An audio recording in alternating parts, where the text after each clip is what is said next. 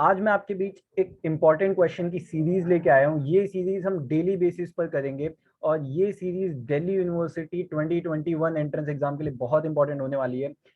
हम आज से लेकर जब तक एग्जाम होगा तब तक हम डेली बेसिस पर ये सीरीज लेकर आएंगे। डेली वीडियो लेक्चर्स अपलोड होंगे और इसमें आपको 10 करंट अफेयर्स के क्वेश्चंस मिलेंगे, 10 कॉन्स्टिट्यूशन के क्वेश्चंस मिलेंगे और 10 लीगल रीजनिंग के क्वेश्चन मिलेंगे डेली बेसिस पर।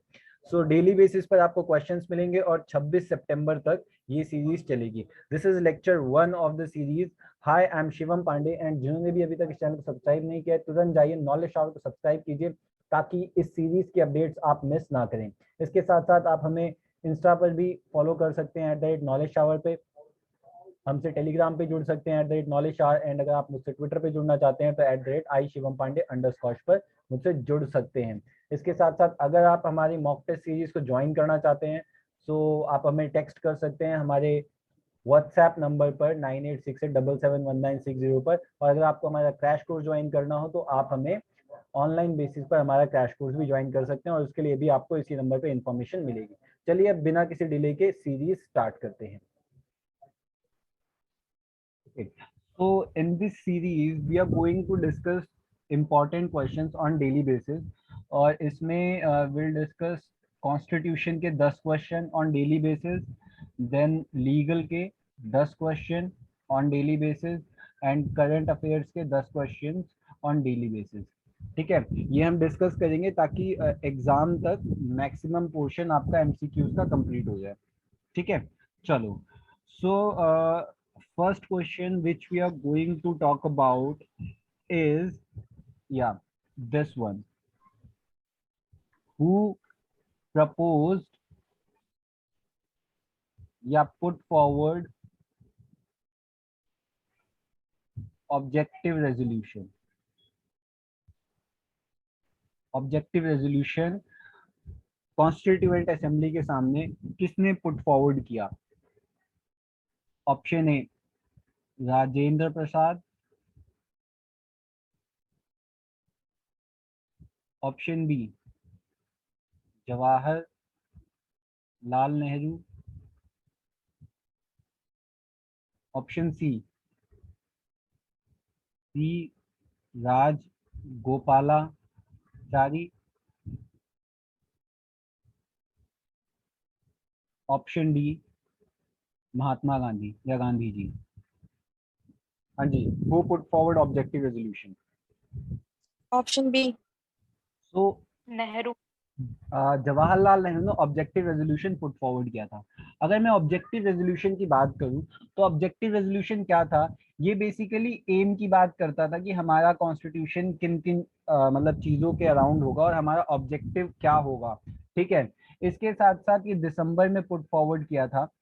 ठीक है, एंड ऑब्जेक्टिव रेजोल्यूशन पर ही हमारा प्रियम्बल बेस्ड है। जो प्रियम्बल ऑफ इंडियन कॉन्स्टिट्यूशन है it is based on objective resolution. ठीक है, ऑब्जेक्टिव रेजोल्यूशन से इतना आप जान लो काफी है। ठीक है,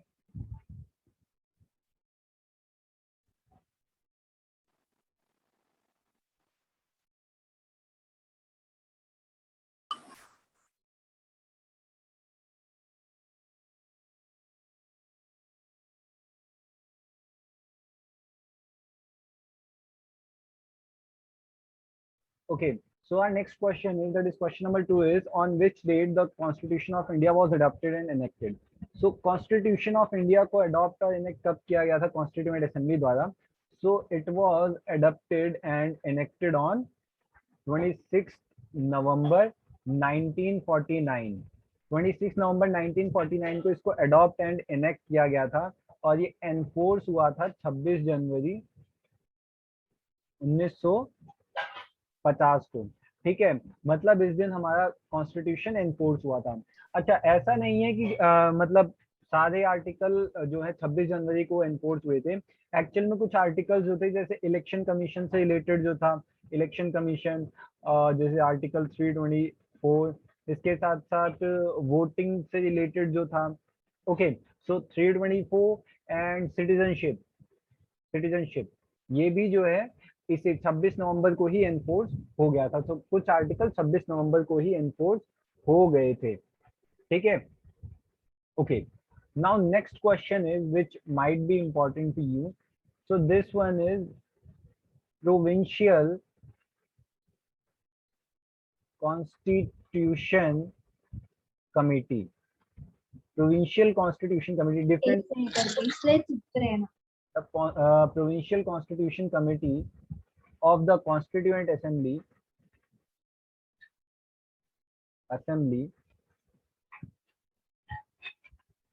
had been chaired by, so who chaired?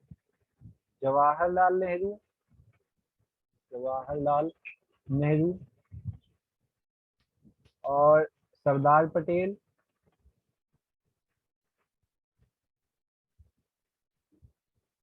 B Das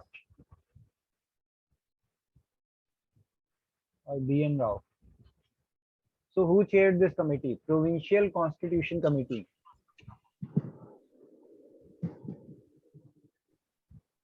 So the provincial Constitution Patel. Committee was chaired by Sardar Patel.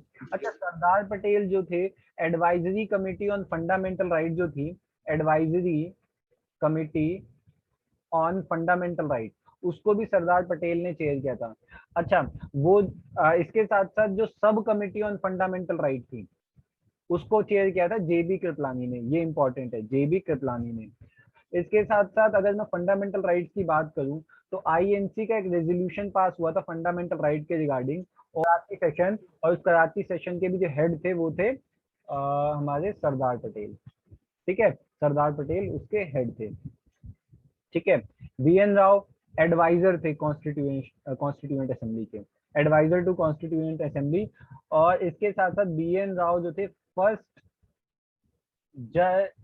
First Indian जज इन ICJ. ICJ में पहले इंडियन जज थे. एट प्रेजेंट कौन है ICJ में? प्रेजेंटली कौन है? दलवीर भंडारी. ठीक है, Dalvir Bhandari. Okay, let's come to the next question. Okay, so the constitution of India is, constitution of India क्या है? देखो मैं आपको बता चुका हूँ कॉन्स्टिट्यूशन ऑफ इंडिया क्या है. It is a blend of rigidity and flexibility. Rigidity and flexibility कैसे? देखो रिजिड कैसे है, अगर हमें कॉन्स्टिट्यूशन अमेंडमेंट करना, कॉन्स्टिट्यूएंट अमेंडमेंट करना है, कॉन्स्टिट्यूशन का अमेंडमेंट अगर करना है तो हमें 2/3 मेजोरिटी चाहिए. लेकिन हमें अगर बाकी कोई लॉज लेके आने हैं तो उसके लिए हमें सिंपल मेजोरिटी की आवश्यकता होती है. So constitution of India is partially rigid and partially flexible. Okay, President of India has the same constitutional authority as the option A, British monarch, B, President of USA,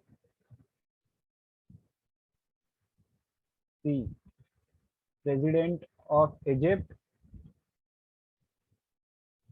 and D, President of Russia. So the president. British monarch. So the correct answer is USA. British monarch. British monarch. British monarch.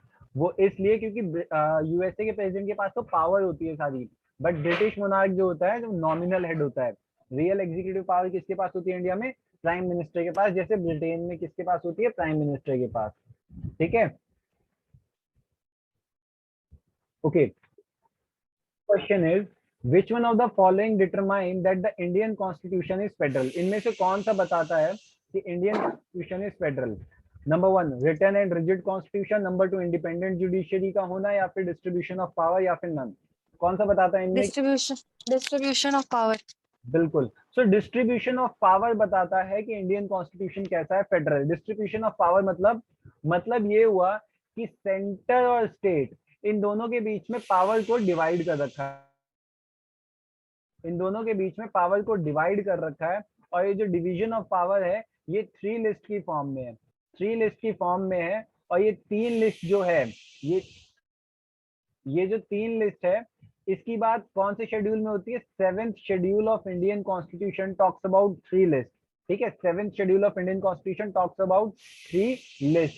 ठीक है, it is very much important. और इसके साथ साथ एक चीज और, ये कॉन्सेप्ट ऑफ 3 लिस्ट जो है ये हमने गवर्नमेंट ऑफ इंडिया 1935 से लिया था ऑब्वियसली। और अगर मैं 7th शेड्यूल से रिलेटेड आपको बताऊं तो agriculture, agriculture subject matter of state list, List.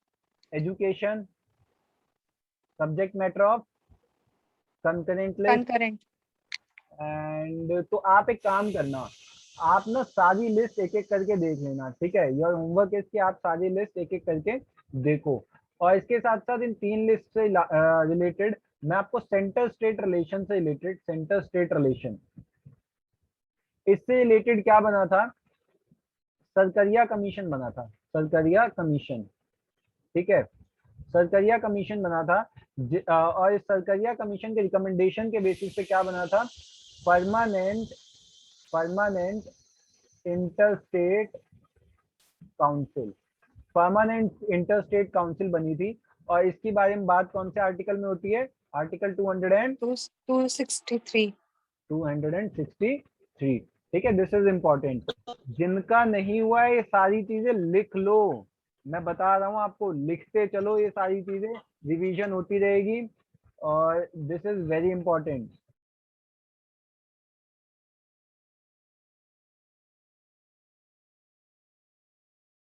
Okay, so at the time of emergency, the Indian state become dash from dash. Indian state क्या बन जाता है? क्या से क्या बन जाता है? क्या से क्या हो गया? Federal से unitary. फेडरल से यूनिटरी बन जाता है, फेडरल से यूनिटरी बन जाता है। हमारा कॉन्स्टिट्यूशन कैसा है? फेडरल है। फेडरल से कैसा बन जाता है? यूनिटरी बन जाता है इमरजेंसी के समय में। मतलब वैसे तो हमने डिवीजन ऑफ पावर कर रखे, डिस्ट्रीब्यूशन ऑफ पावर कर रखे, स्टेट को पावर दे रखी, लेकिन जैसे ही इमरजेंसी लगती है, आर्टिकल 352 के तहत जैसे ही इमरजेंसी लगी, हमारा कॉन्स्टिट्यूशन कैसा हो गया? जो फेडरल था जहां डिस्ट्रीब्यूशन ऑफ पावर थी, उससे सीधा क्या हो गया? यूनिटरी हो गया। मतलब पूरा सेंटर का कंट्रोल है हर एक चीज में। ठीक है, तो दिस इज इम्पोर्टेंट। ओके, आगे बढ़ते हैं।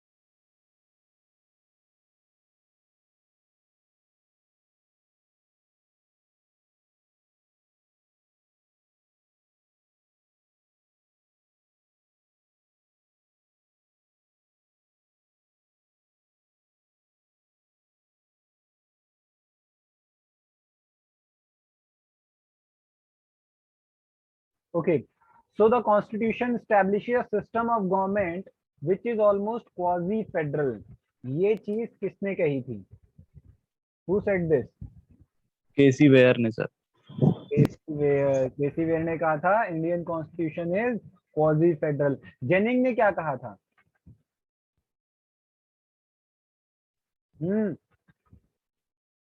sui generis, that is unique in character। ठीक है, सो ये जो जूरिस्ट ने जो कहा है ना, ये चीज याद रखना।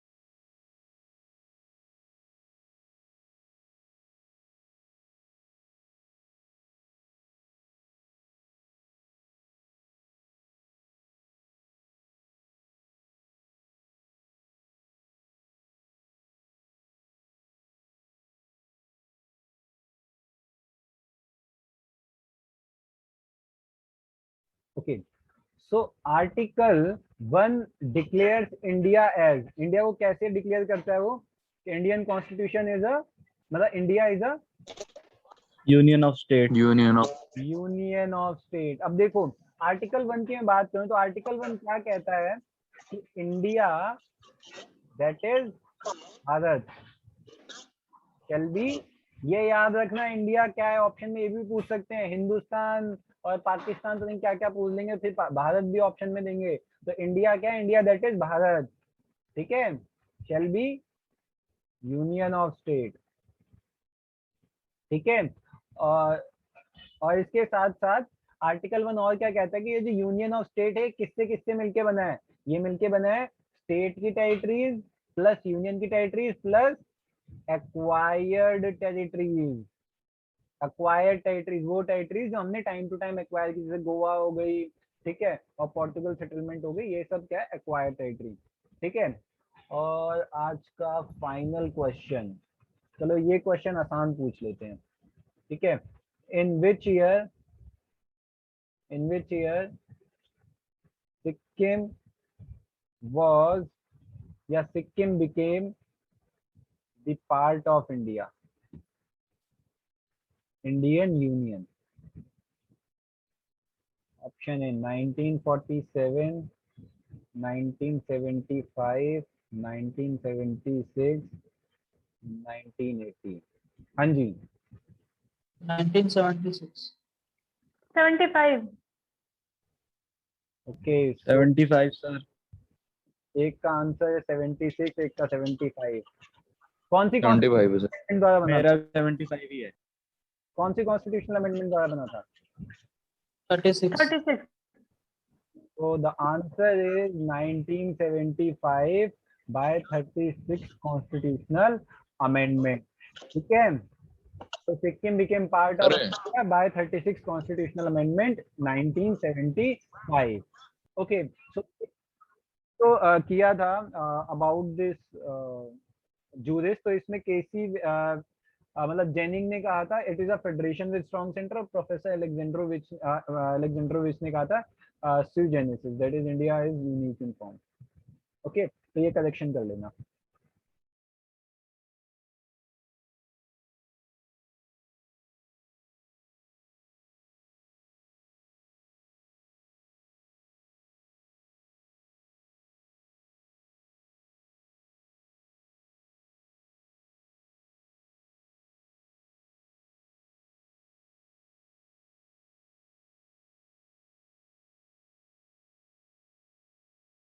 Okay, so the first question is crime is a, crime क्या है?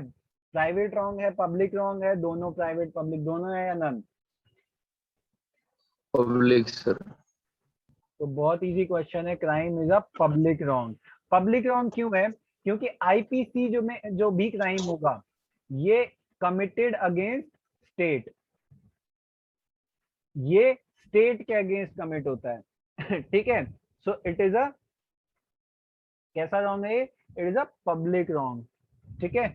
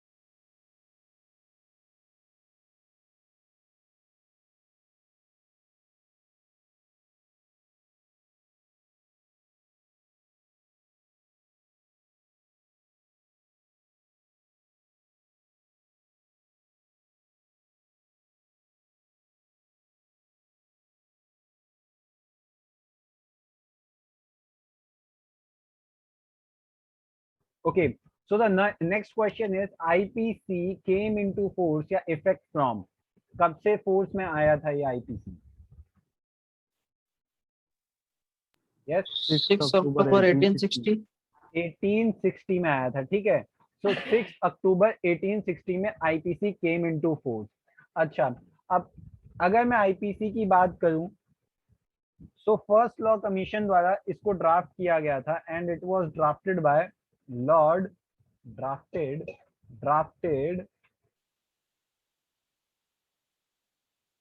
Bye Lord Macaulay.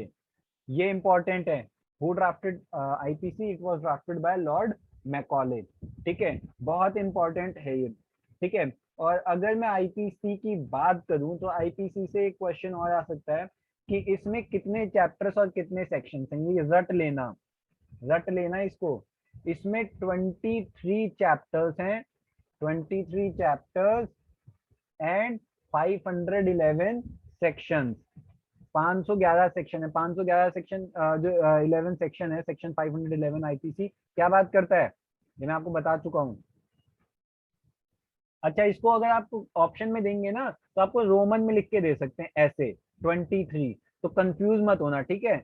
IPC में 23 चैप्टर हैं, ठीक है, एंड 23 चैप्टर्स हैं और 511 सेक्शंस हैं, ठीक है। दिस इज इंपॉर्टेंट, आई बात समझ। And this IPC extend to whole of India. Okay, अब हम आगे बात करते हैं।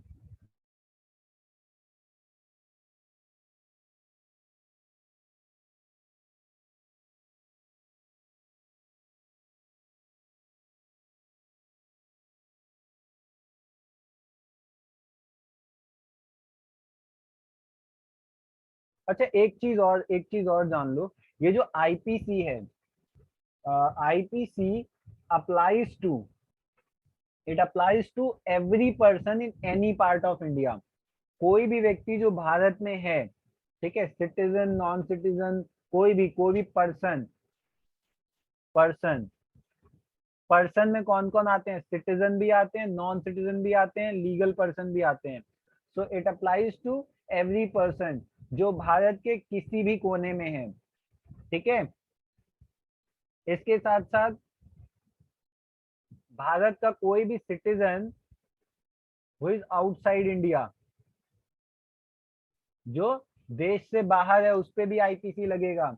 और इसके साथ साथ अगर कोई ऐसा क्राइम है जो कमिट कहाँ पे हुआ है, भारत के किसी उस पे क्या बोलते हैं, एयरक्राफ्ट में कमिट हुआ है, every act committed outside India which if committed in India punishable होगा। मतलब एक तो पहली चीज ये कि कोई भी एक्ट जो बाहर कमिट हुआ हो, जो भारत के कानून के हिसाब से पनिशेबल है, वो होगा। इसके साथ साथ अगर कोई भारत के किसी शिप पे या क्राफ्ट पे क्राइम हुआ है, तो वो भी किस में आएगा, वो भी IPC से गवर्न होगा, ठीक है। इसकी प्रॉपर लैंग्वेज आपको IPC सेक्शंस के डेफिनेशन में मिल जाएगी, ठीक है, वहां से आपको प्रॉपर लैंग्वेज मिल जाएगी किस पे एप्लीकेबल होगा ये, ठीक है।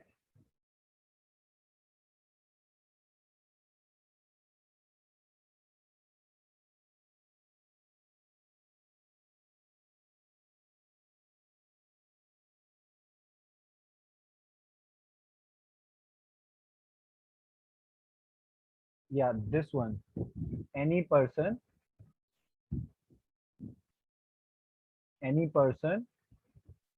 on any ship or aircraft registered in India, ठीक है। भारत के अगर भारत में कोई रजिस्टर्ड है कोई एयरक्राफ्ट या शिप, और अगर उस पर कोई पर्सन क्राइम करता है तो वो भी IPC से ही गवर्न होगा, ठीक है।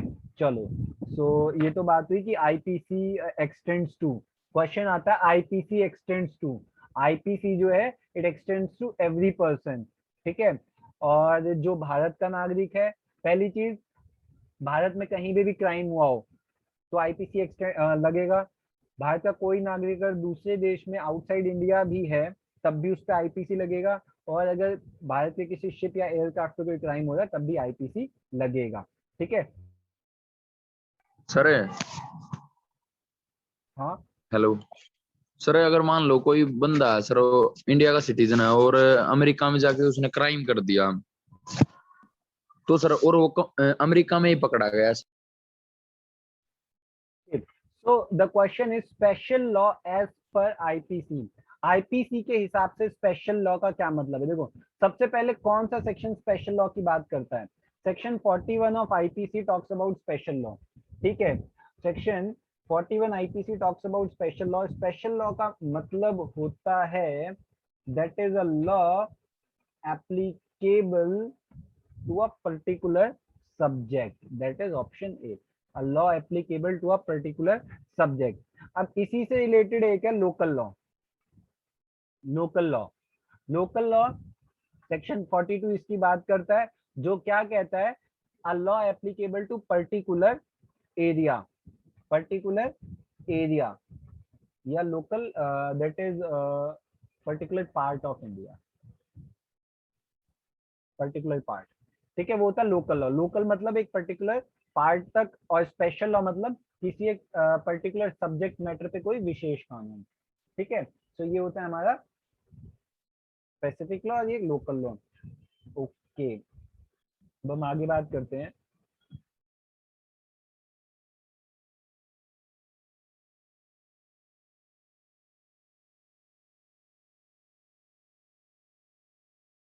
अच्छा, कुछ ना डेफिनेशंस हैं, एक बार वो देख लो। ये कभी कभी ये छोटी छोटी डेफिनेशंस भी पूछ लेते हैं।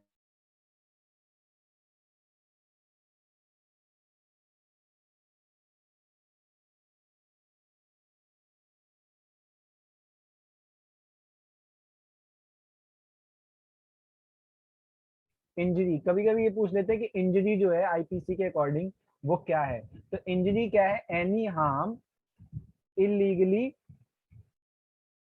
Caused to a person in body, mind, reputation और प्रॉपर्टी। ठीक है, अगर किसी भी पर्सन के बॉडी, माइंड, रेपुटेशन या प्रॉपर्टी कोई हार्म हुआ है तो मतलब उसको, उसने इंजरी सफर की है आईपीसी के अकॉर्डिंग। ठीक है, आईपीसी के अकॉर्डिंग ऑफेंस क्या होता है? ऑफेंस मतलब a thing made punishable by penal code और एनी स्पेशल और local law in certain cases. ठीक है, तो ये होता है हमारा। Okay, so this is our offence, ये होता है ऑफेंस की डेफिनेशन। इसके साथ साथ anything which is made punishable by penal code और plus anything made punishable by penal code और एनी स्पेशल और local law in certain cases, तो ये होता है ऑफेंस। तो ये जो है ना, ये डेफिनेशन आप देख लो, ये कभी कभी पूछ ली जाती है। चलो अब हम क्वेश्चन नंबर 4 की तरफ चलते हैं।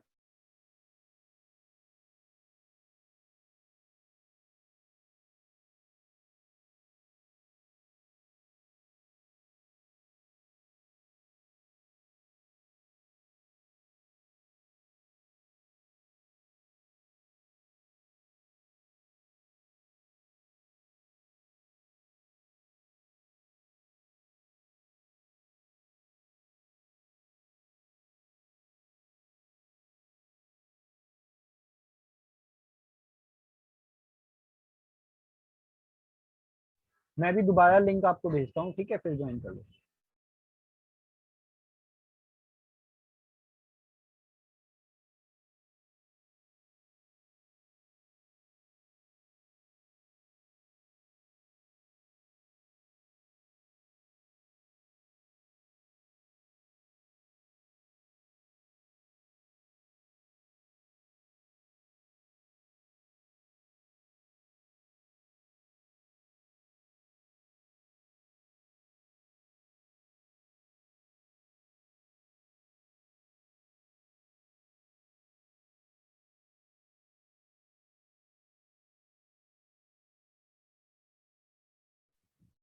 Okay, so the question is what are the essential elements of crime.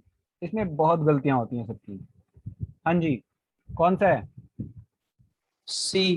Mains rea and actus reus. Crime के केस वही, ठीक है, तो क्या मेंस रिया और एक्टर्स, मोटिव वोटिव नहीं है, मोटिव इज नॉट इंग्रेडिएंट। कभी कभी आपको ऐसे दे देंगे, मोटिव दे देंगे पहला, दूसरा दे देंगे मेंस रिया, तीसरा दे देंगे एक्टर्स रिया, ठीक है, और फिर ऑप्शंस में क्या देंगे, only one, A and B, फिर दे देंगे बी एंड सी, और फिर अगला ऑप्शन दे देंगे ए बी एंड सी। ठीक है, तो आपको कंफ्यूज नहीं होना, केवल मेंस रिया और एक्टर्स रियस ही केवल और केवल इसेंशियल एलिमेंट्स हैं क्राइम के, तो बिल्कुल भी कंफ्यूज मत होना, ठीक है। Mens rea that is guilty mind, और act done in furtherance of guilty mind, इसका मतलब क्या है, गिल्टी माइंड, और एक्टस रियस का मतलब act done in furtherance of guilty mind, ठीक है।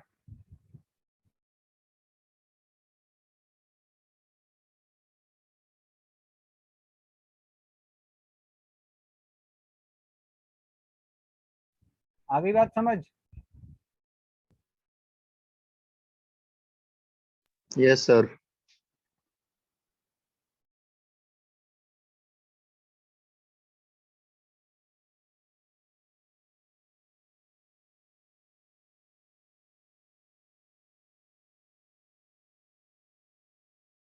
ओके, इसके साथ साथ एक्टस रियस जो है, actus reus it means voluntary as well as involuntary human action, voluntary as well as involuntary human action। actus reus क्या होता है, voluntary as well as involuntary human action, ठीक है, आई बात समझ? सो इट इज इम्पोर्टेंट, इसको याद रखो और इसको लिखते चलो, स्पेशली मैं रजनी को बोल रहा हूं बार बार। एक में एक्टर्स नॉन पैसेट्रियम निसी मेंस सिट रिया, इसका मतलब क्या होता है, it is very much important. इसका मतलब क्या है,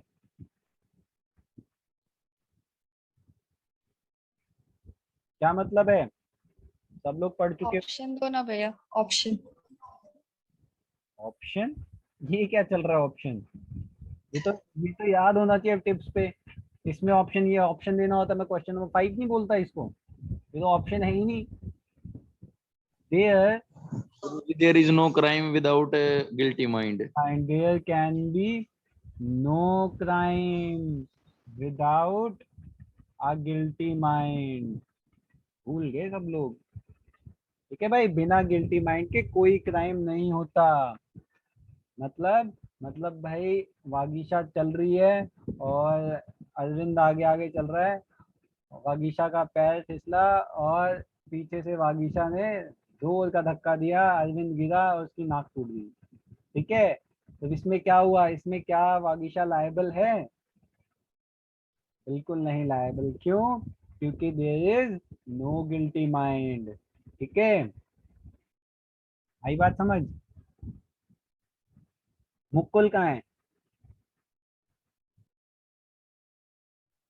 Okay, so one is said to have acted intentionally when it can be granted from his act that he could foresee the consequences for certainty and desire them। ये कौन से case में observe किया गया था, मतलब ये मेंस रिया से रिलेटेड ये केस है।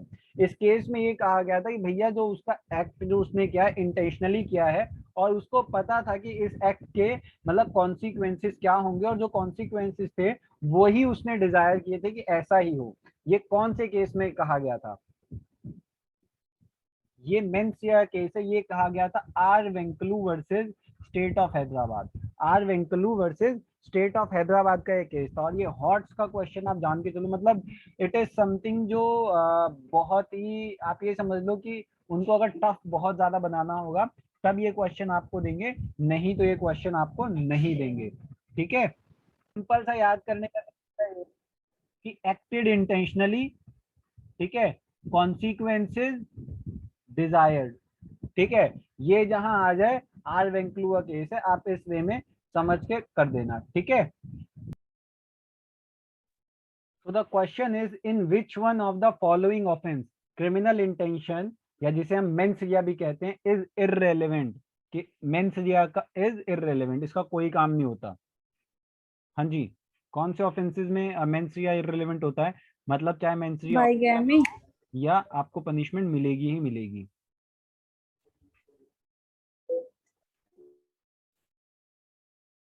क्या बाईगैमी में मेंस रिया नहीं जरूरी होता? इन तीनों में ही मेंसरिया की जरूरत होती है, बाईगैमी में भी मेंसरिया की जरूरत होती है। ठीक है, सो आंसर क्या है? नन।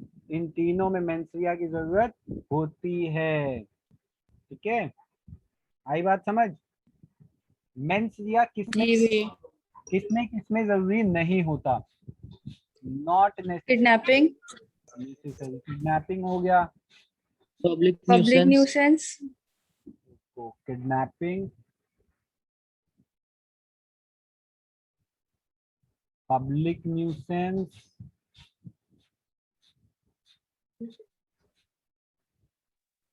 स्ट्रिक्ट और strict liability, absolute liability, liability,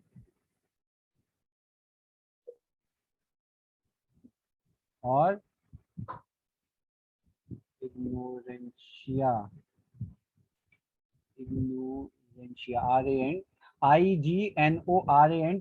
इग्नोरेंशिया juris non execusat, that is ignorance of law is not an excuse, EXECUSAT। strict liability और absolute liability, kidnapping, public nuisance और इग्नोरेंशिया जुरिस नॉन एग्जीक्यूशन, इसमें क्या है, इसमें मेंसिया की जरूरत नहीं होती। आप कह दो जी मेरा मुझे तो कानून का ही पता नहीं था, तो मेरा तो गिल्टी माइंड था ही नहीं, तो ऐसा थोड़ी होता है कानून का नहीं पता तो सजा नहीं होगी। जी होगी, बिल्कुल होगी, बराबर होगी। ठीक है, तो इन केसेस में मेंसिया जरूरी नहीं होता, बाकी इन सब में मेंसिया जरूरी है। ठीक है, ध्यान से मैं बता रहा हूँ, ये सारी चीजें आप देखो। ठीक है, सर रेप में, हेलो हाँ सर, रेप में होता है मेंस्ट्रिया जरूरी?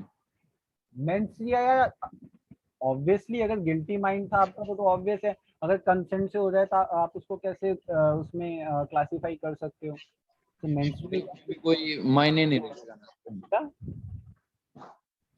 रेप होगा सर, किसी का मान लो किसी ने रेप कर दिया और कहेगा ये मेरा इंटेंशन था ही नहीं, तो ये अलग हो जाएगा यार। इसमें पता है क्या, इसमें गिल्टी माइंड भी देखा जाता है ना, अगर कंसेंचुअली हो रही है चीजें, ठीक है, और बाद में जाके मतलब the girl blame about this particular thing, तो उसमें फिर आप ये कहोगे कि भाई मतलब अगर आपने मेंसिया नहीं रखा तो फिर ऐसे तो सबको सजा हो जाएगी। ठीक है, तो गिल्टी माइंड इज इम्पोर्टेंट। ठीक है, बाकी अगर लेट मी सी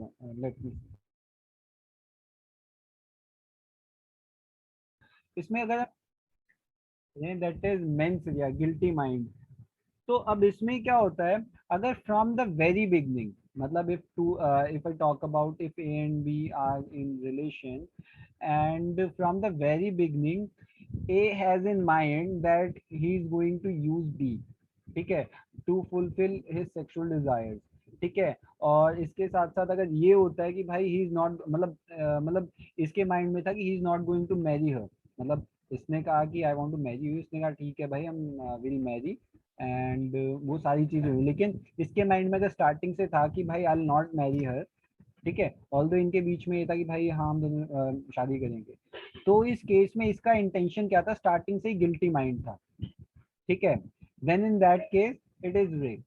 ठीक है, बट जहां पे क्या होता है, कंसेंचुअल होता है। ठीक है, कि both have nothing in their mind about anything, so उस केस में इंटेंशन था नहीं, गिल्टी माइंड था नहीं, so no rape is committed. ठीक है, सो इंटेंशन इज इंपॉर्टेंट। आई बात समझ? And section 375 talks about rape and punishment for rape is section 376. It is important. ठीक है, और ओके ओके, तो अब मतलब इसके बारे में आगे मैं कराऊंगा बाद में। चलो आगे बढ़े। आया क्वेश्चन समझ? Yes, sir. बताता हूँ question.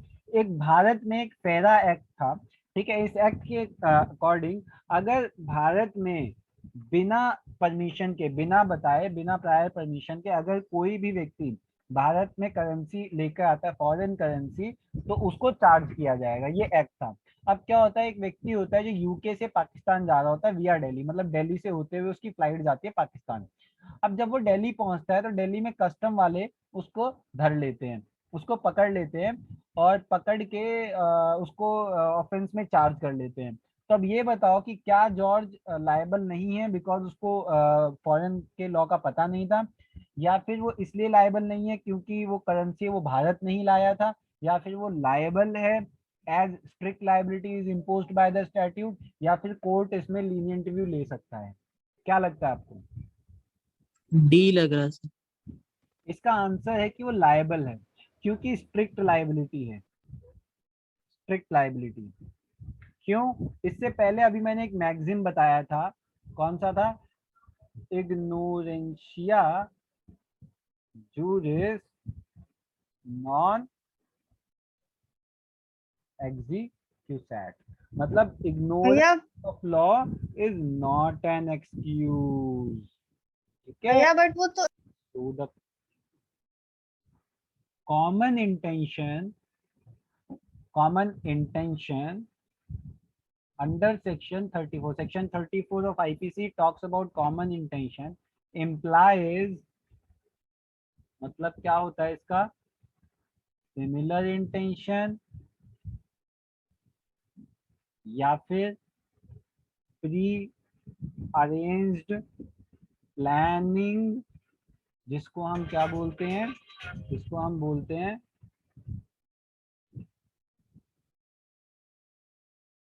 T4 implies pre-arranged planning, presence of common knowledge या फिर common desire for common object। क्या लगता है? D, pre-arrange planning. और कोई अपनी राय देना चाहेगा? Privity of mind, this is important, question घुमा के पूछ सकते हैं, प्रिविटी ऑफ माइंड भी दे सकते हैं। सो pre arrange planning is important in common intention. ठीक है, pre arrange planning. Similar intention और कॉमन इंटेंशन में अंतर होता है। सिमिलर इंटेंशन और कॉमन इंटेंशन में क्या अंतर है मैं बता देता हूँ। ए बी सी तीन लोग हैं। अब ए जो है ये भी सी को मारना चाहता था और बी जो है ये भी सी को मारना चाहता था। दिस इज सिमिलर इंटेंशन, दोनों मारना चाहते थे, लेकिन दोनों ने कोई प्लानिंग नहीं बनाई आपस में।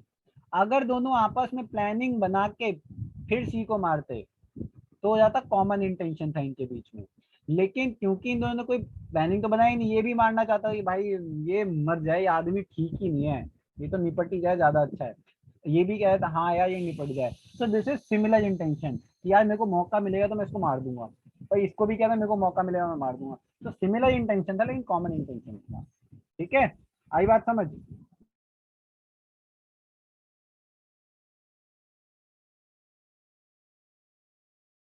बढ़ते ही रहेंगे।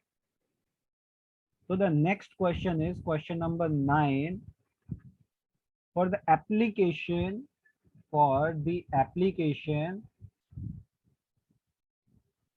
of section 34, there must be at least कितने लोग होने चाहिए? 2 person, more than 2 person, उसके बाद 5 person, और या फिर option D more than 5 person। Section 34 जो कॉमन इंटेंशन की बात करता है, किसकी बात करता है? कॉमन इंटेंशन, रट लो इसको, कॉमन इंटेंशन की बात करता है। इसमें कम से कम कितने लोग होने चाहिए? हाँ जी, 2%. 2 2%. अच्छा सर, कम से कम 2 पर्सन होने चाहिए। वेयर एज तो 5 सेक्शन आएगा। 41 के तहत जो अनलॉफुल असेंबली की बात करता है, अनलॉफुल असेंबली, उसमें Five कितने G. चाहिए? 5%। 5G. ठीक है, ये ध्यान से लिख लो और देख लो, दिस इज इंपॉर्टेंट।